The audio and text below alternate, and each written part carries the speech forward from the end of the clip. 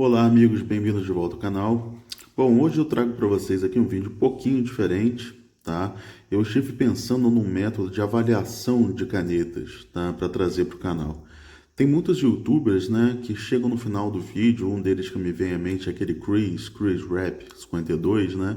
Faz review de muitas canetas chinesas, enfim, é bem legal o canal dele. E sempre que chega lá no final do vídeo, ele dá uma nota para a caneta, né? E ele faz isso de uma maneira totalmente subjetiva. Ele tira uma nota da cabeça dele, né, e coloca lá. E ele consegue ser incrivelmente consistente, né? É até meio curioso isso, mas é uma coisa que ele tira totalmente da cabeça dele, sem critério, sem nada. E, enfim, a avaliação de caneta é uma coisa muito subjetiva. E o que eu fiz aqui foi um sistema de avaliação para tentar tornar essa coisa subjetiva o mais objetiva possível, fazer uma análise completa da caneta, enfim, essa coisa toda. Então hoje, esse é um critério que eu vou passar a usar nos meus vídeos. Vou começar a dar nota para as canetas e esse aqui vai ser o critério que eu vou começar a usar. Tá? Então vou explicar um pouquinho para vocês aqui como é que é isso. Depois que vocês assistirem, eu fico aberto a dúvidas, a sugestões aí, né, a críticas. Vou gostar muito de ouvir tudo isso. De repente faço alguma modificação nele aqui, tá? Mas aqui o sistema é esse. Esses são os critérios, tá? Tampa e vedação recebe uma nota de 0 a 10, tá? Tem esse asterisco laranja porque é uma coisa subjetiva. Dependendo de quão boa for a tampa e a vedação, eu vou dar uma nota de 0 a 10. Materiais. Materiais têm critérios bem objetivos, tá? Vai receber uma nota de 0 a 10 e é um dos critérios que tem peso dobrado aqui, tá? Depois eu falo disso. Fabricação também tem critérios, vai de 0 a 10. Escrita é mais um daqueles critérios que é totalmente subjetivo e recebe uma nota de 0 a 10 também. Sistema de abastecimento, vou mostrar para vocês os critérios. Ergonomia, estética, preço, tamanho da pena. Aqui tem outros que englobam algumas coisas. Se a caneta posta ou não, se ela tem clipe ou não, se ela tem um roll stop, né? O peso da caneta, a distribuição desse peso e os temas, tá? Dentro de todos esses critérios aqui, com todos esses pontos possíveis, tá? Tem 3 critérios aqui que tem peso dobrado. Um deles é o preço, tá? Uma coisa que tem muito a ver, né? Eu acho que é muito relevante, né? O preço é um critério que eu imagino que seja muito relevante, afinal de contas, a gente quer saber se a caneta vale aquele preço mesmo, e por isso ela tem peso 2. Outra coisa que tem peso 2 é a experiência de escrita. Apesar de ser um critério totalmente subjetivo, né? Talvez seja a coisa mais importante. A gente compra essas canetas para escrever com elas e a experiência de escrita deve ser o critério mais importante. Por isso também tem peso dobrado. E outro critério que tem peso dobrado é a questão dos materiais. Tá? Aqui inclui os materiais que são feitos, a pena e o corpo da caneta, a caneta como um todo, né?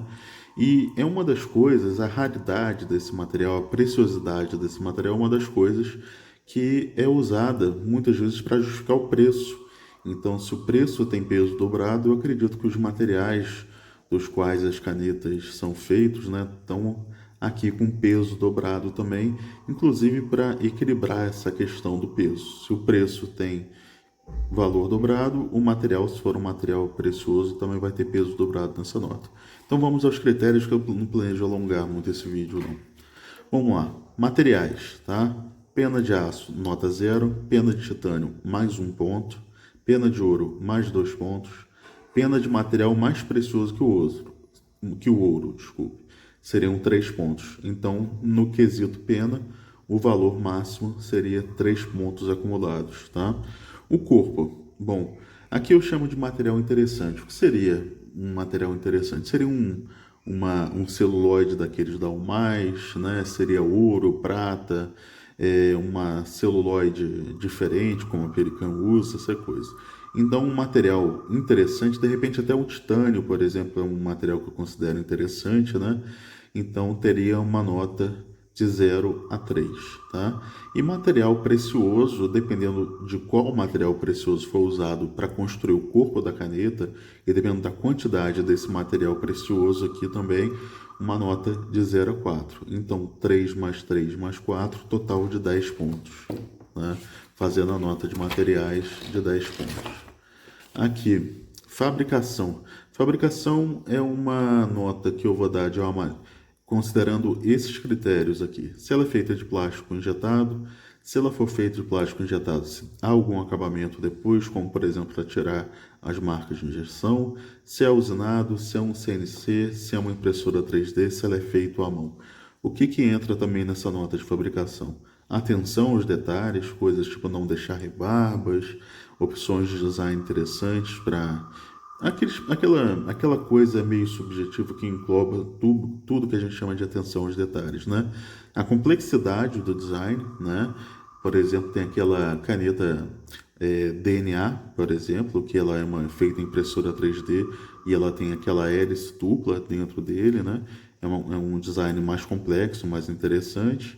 E os mecanismos, eu coloquei aqui como exemplo o mecanismo de slip and seal que tem na tampa das canetas da Platinum, que previne, né, que a pena seque. Então, mecanismos pontuam aqui, complexidade de design, atenção aos detalhes e o método de fabricação, tá?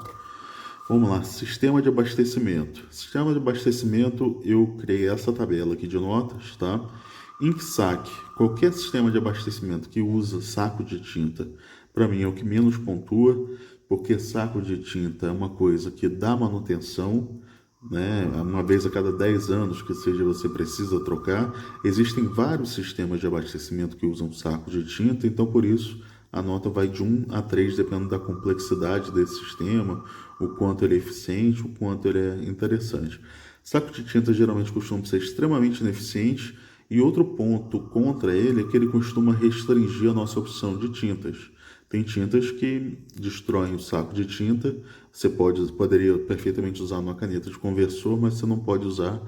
Então, saco de tinta de 1 a 3, apenas cartucho 4, eyedropper 5, conversor, óbvio que também geralmente aceita cartucho 6, eyedropper com válvula 7, vácuo 8, pistão que eu considero o melhor, mais fácil de limpeza, mais longevo também, recebeu a nota 9 ou 10.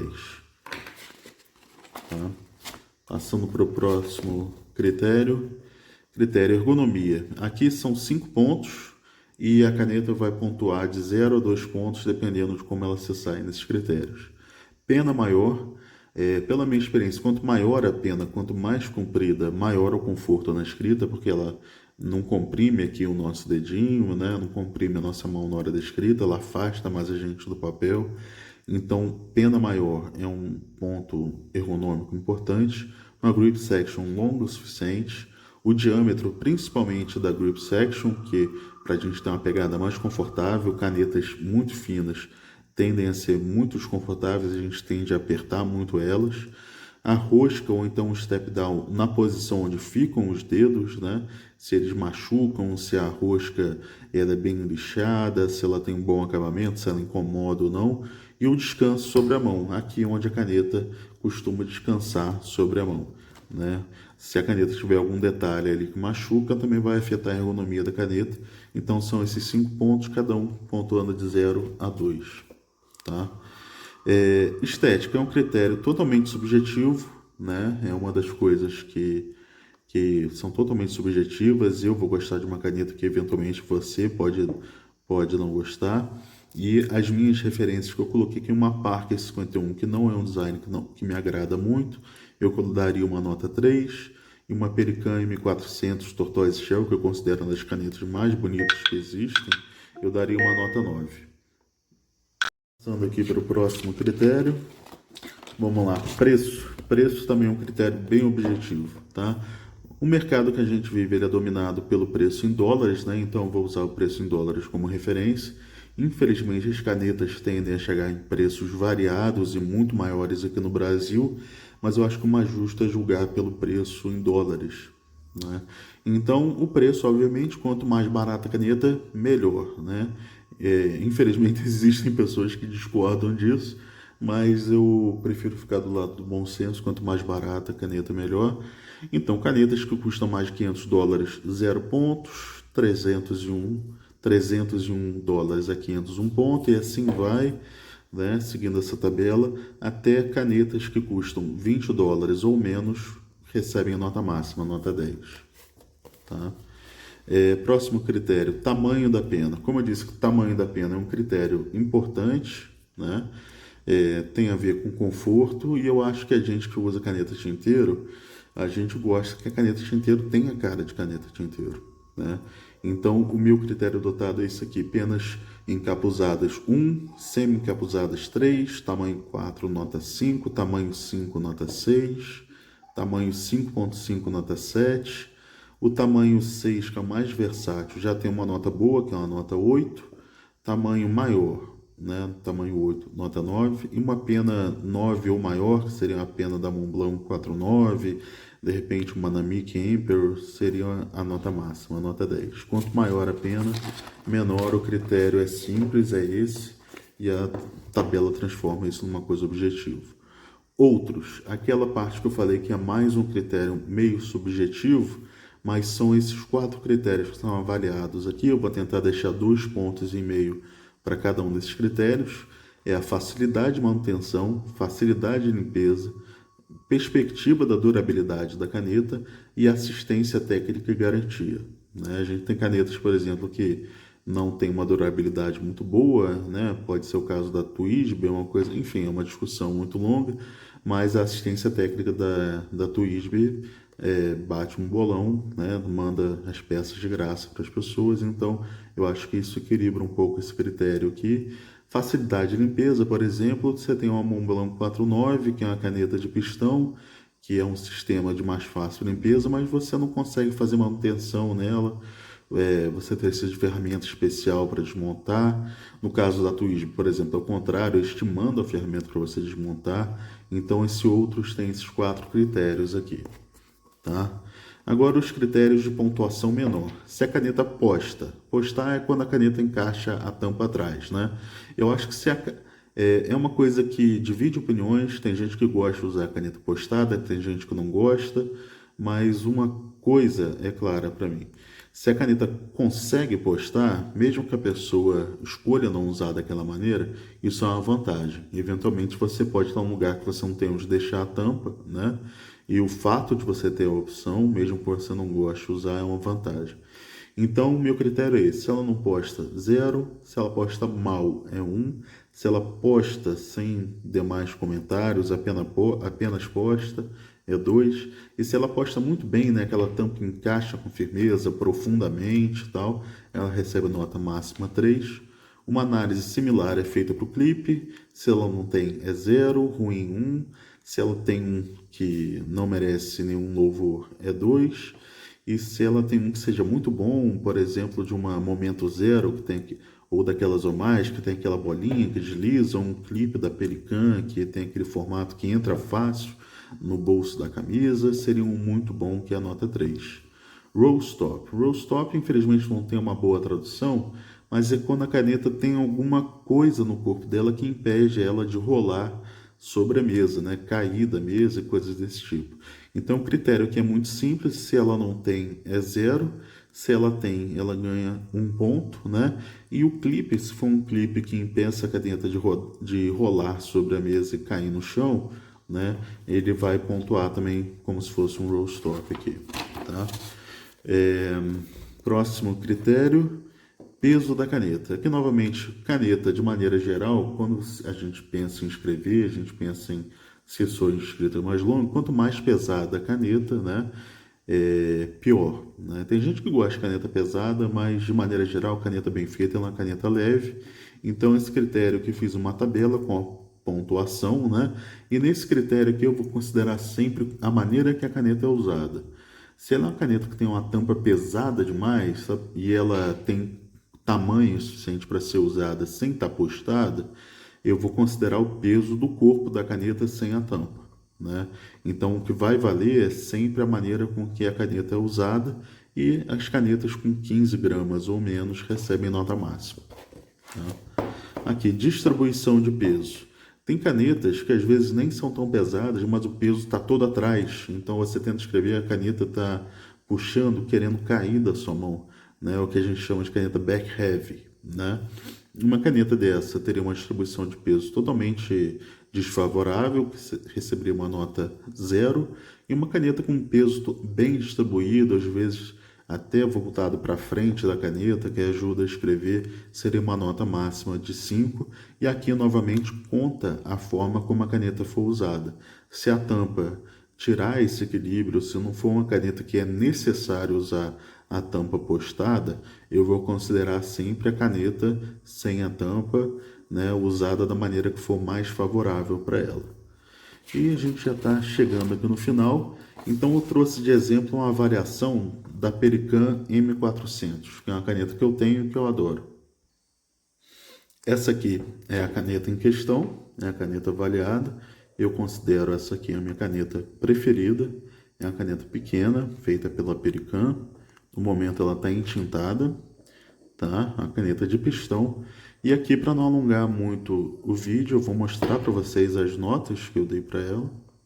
Se vocês quiserem pausar o vídeo para ver, vocês podem ver.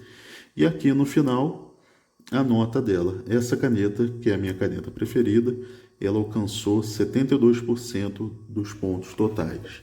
Nesse sistema de avaliação, como eu disse, o total de pontos possíveis são 152 e a nota é um percentual que a caneta atinge desses 152 pontos, tá? Tem uma coisa que gera pontos extras, que é uma caneta temática. Canetas, por exemplo, como a Montblanc, que faz canetas temáticas de pessoas, de personagens, de livros, de escritores e tal, eu vou dar um ponto extra para cada referência que a caneta tiver aquele tema. Então, se a caneta tem a cor representativa da bandeira do país, um ponto. Se ela tem um detalhe, uma estrela que tem a ver com aquela bandeira daquele país que é o tema da caneta, mais um ponto. Isso aqui é a única maneira de superar os 100%, lógico, dado que a caneta possua, né, nota máxima em todos os quesitos, que é extremamente improvável. Isso aqui faz possível superar em pouco, né, muito pouco, os 100%, e são os pontos extras que não estão contabilizados dentro desses 152. Bom, o vídeo acabou ficando longo, o critério é bem objetivo e bem minucioso. É esse critério que eu vou usar, não vou explicar ele toda vez, por isso esse vídeo aqui. Espero que vocês tenham gostado, e se vocês estiverem nessa vibe de fazer uma avaliação minuciosa, objetiva, imparcial das canetas, me deixem um comentário aí, me dê suas críticas, as suas sugestões, que eu vou gostar bastante. Então é isso, pessoal, eu fico por aqui. Um abraço para vocês e até o próximo vídeo.